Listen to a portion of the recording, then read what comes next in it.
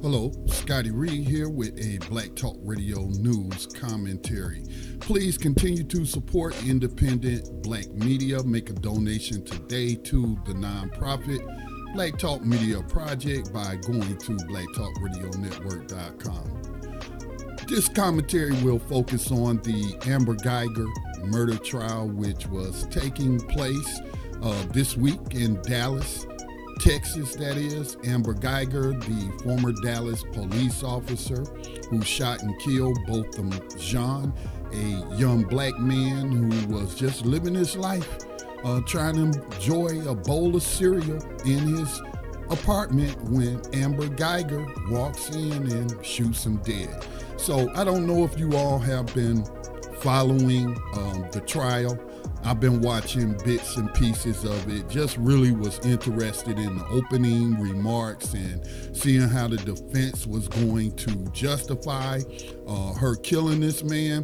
But also I wanted to take a look at certain testimony, especially from the killer, Amber Guyger herself. And one of the things, before I get into some of the things that came out in her testimony, I was noticing, I was watching a feed on YouTube from a local area, Dallas area newscast, and they had on different days, they had on different commentators. And I was watching today, and none of the commentators, and based off of what other people were posting to social media, it also appears that people who were watching on other networks were spotting things and were picking up things that these moderators, if you will, or commentators that were issuing comments in between the recesses or the period where they would mute everything during the sidebars, if you will. And none of them were really picking up on the obvious lies that Amber Guyger was telling. And if they did pick up on those lies, they certainly did not mention it during their telecast. So I was taking notes, and there was a lot of things that really stood out to me in terms of proving that this woman is not credible and that she's lying. I mean, it was clear to me that she was lying. And obviously her defense did not prep her enough, or she didn't practice on her own to tell these lies convincingly. Now, one of the first things I noticed was that she was saying that she thought she was in her own apartment, but one of the things that she said when she made the 911 call is they ask her where she's located and she doesn't give her address. Then we hear later, she has to walk outside to find out where she's at. Well, if you really thought you were in your own apartment when you made that call, you should have just gave your own address. Now, obviously, after she shot this dude, she probably did look around and realize, oh my God, I'm not in my own apartment. Where am I? And what have you there. So, but there was, she just didn't seem believable on that aspect of where she was. All right. Now, one of the things that also stood out to me was the defense, especially in the open remarks.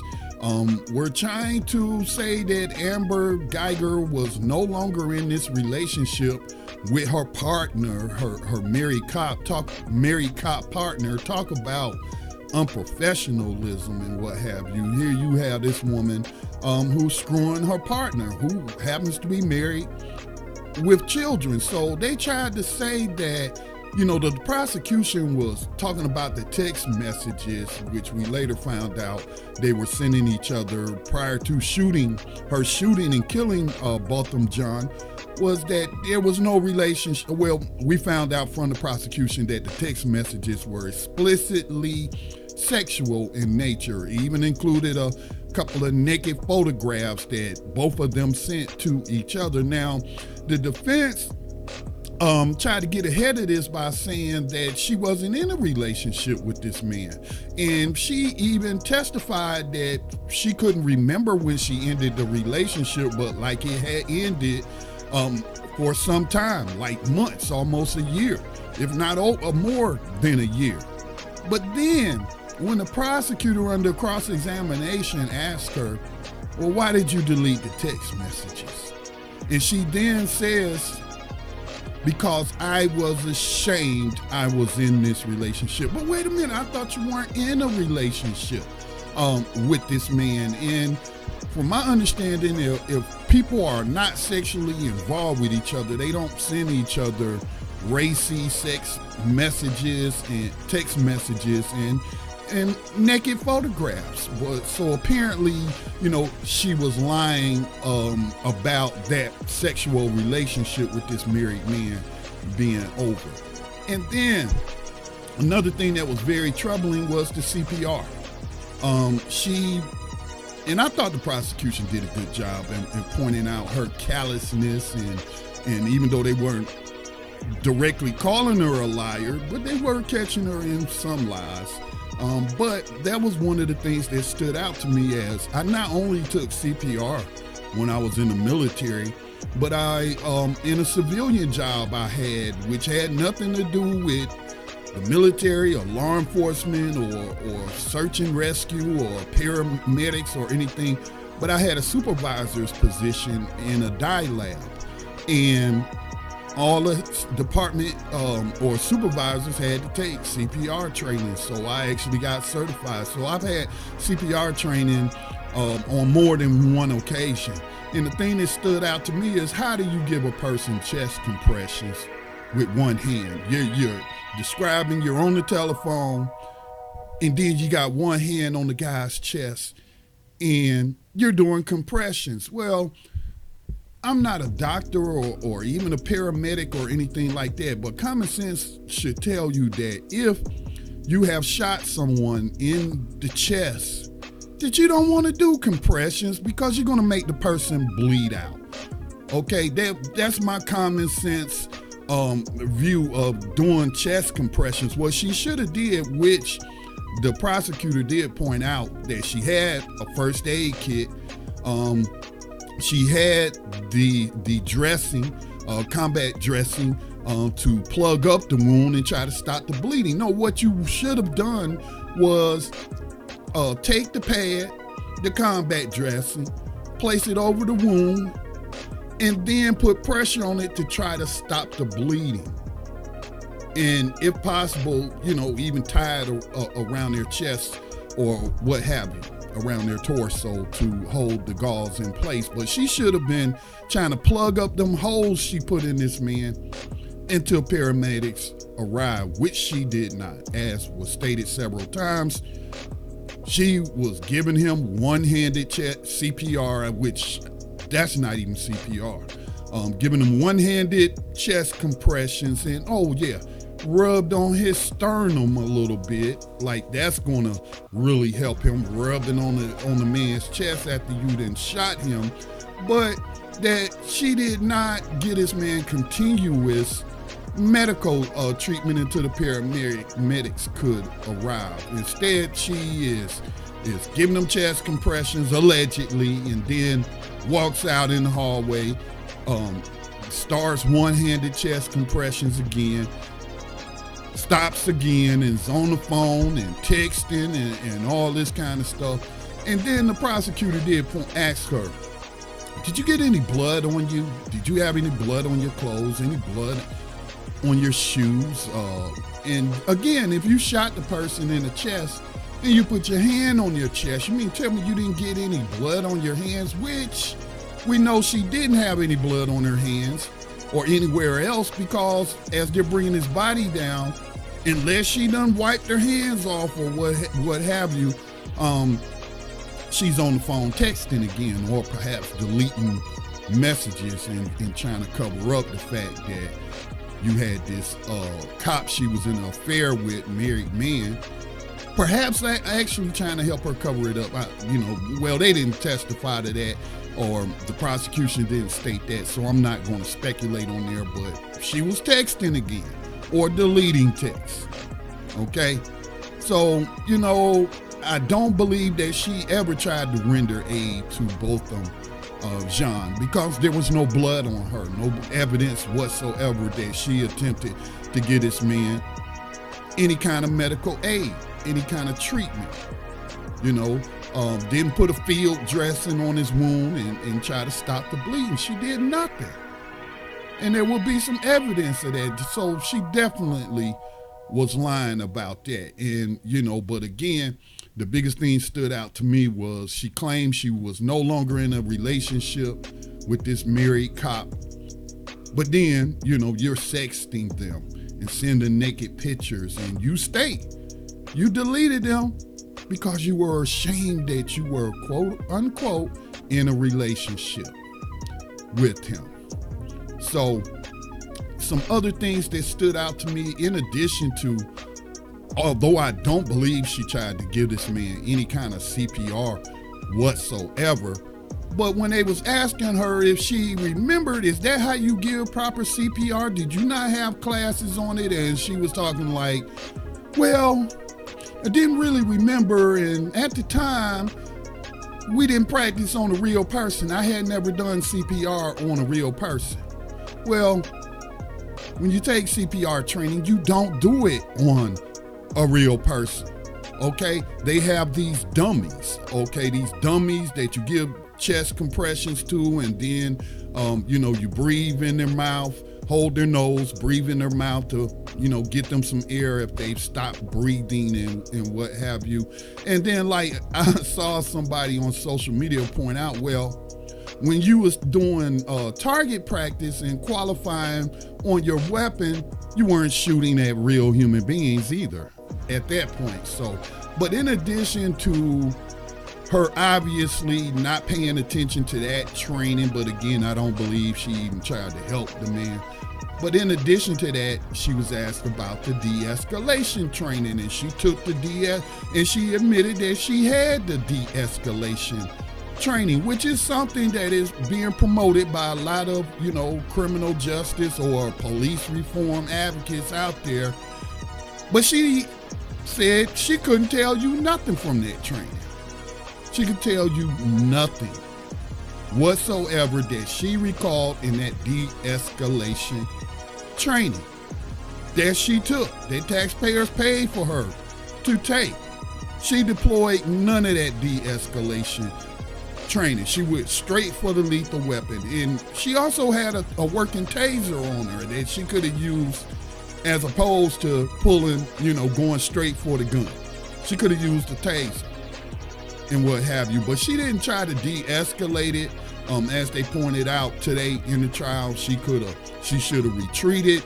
That was the training that they got, was that she should have retreated, called for backup, waited for backup before trying to confront whoever it is that she believes is threatening her, okay?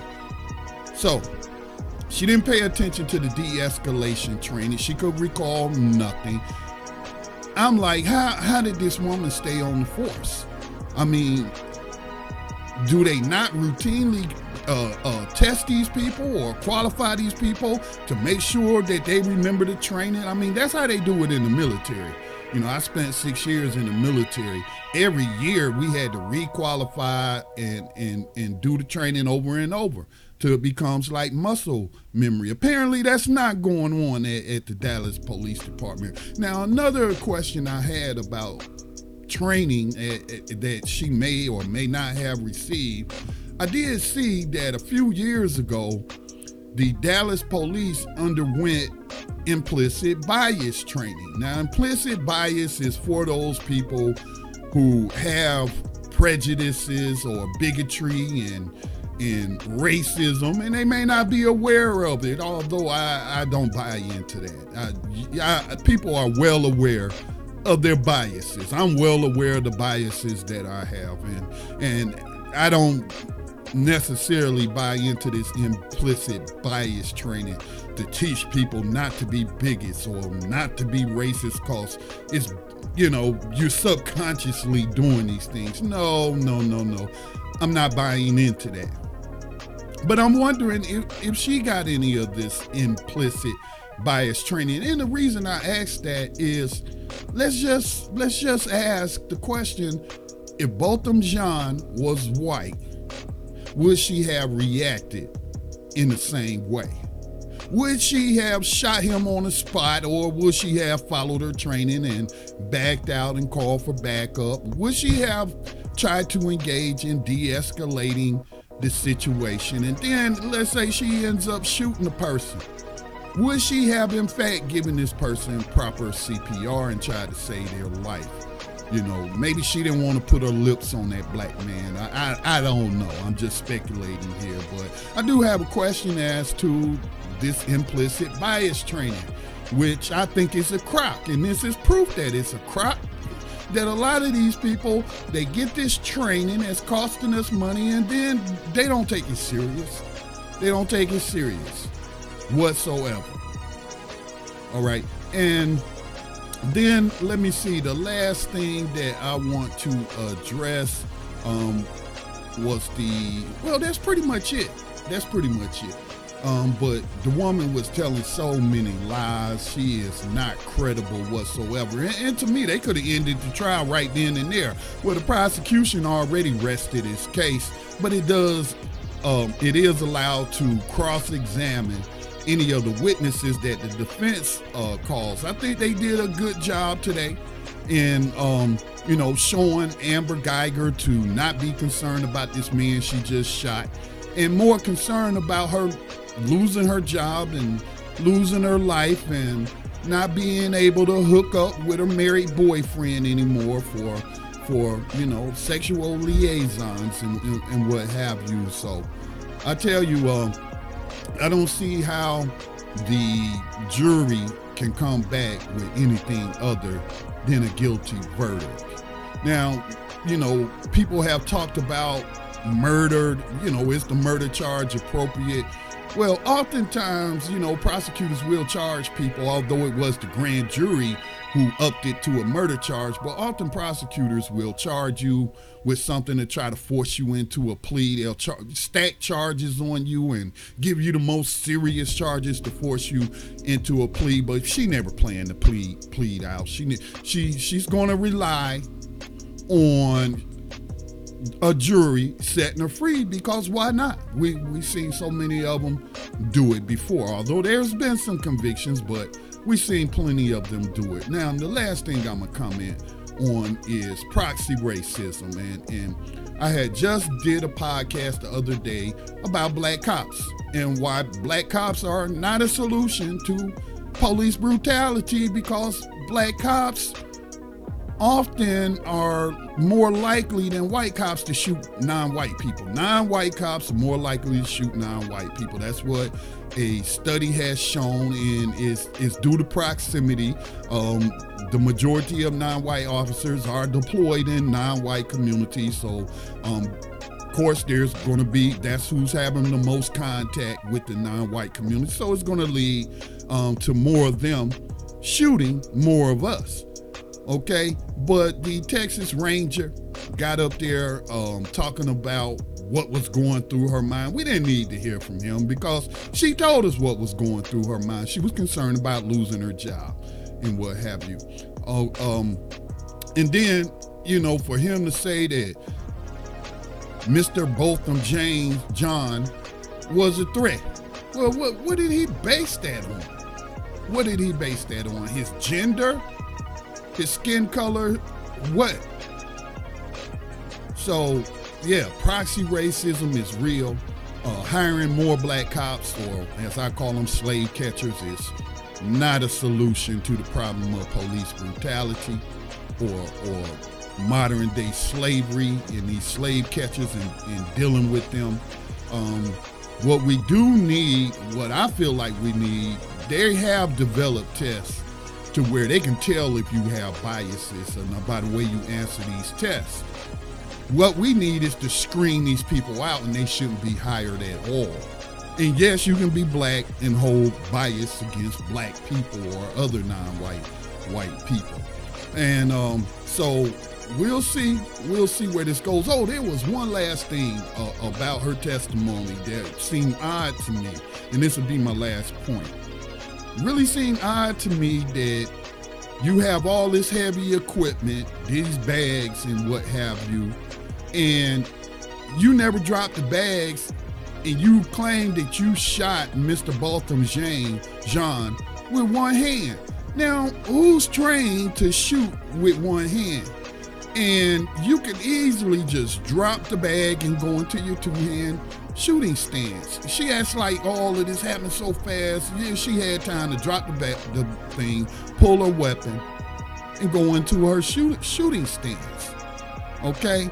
And so I'm not, it's just so many discrepancies, so many oddities in her testimony, but she definitely was lying. And I hope the jurors was taking note of the many contradictions and lies that she was telling that just didn't match up with the evidence. It just simply did not match up. So those are my observations on deconstructing the lies of one Amber Guyger. The only training she seemed to recall was how to kill a person by shooting them center mass. All right, this has been Scotty Reed with a Black Talk Radio news commentary. Again, please continue to support our nonprofit. You know, although the donations are tax deductible, we have people like 30,000, 40,000 a month downloading all these podcasts that we distribute from our platform and other platforms like TuneIn and Blog Talk Radio. We just simply don't have the donations coming in like we should, and we're struggling to stay online as an independent platform. So you can support the production of independent black media by making a donation to the Black Talk Media Project. You can go to blacktalkradionetwork.com and get more information or to make your donations. And you can also join our private social media community. It's very similar to Twitter. It's like a cross between Twitter and Facebook. But you can join that, get a subscription, just $24 a year. And we'll definitely add you to the BTRcommunity.com, a private social media platform that's ad-free and data mining free. All right, with that said, peace and blessings to all. Be safe out there.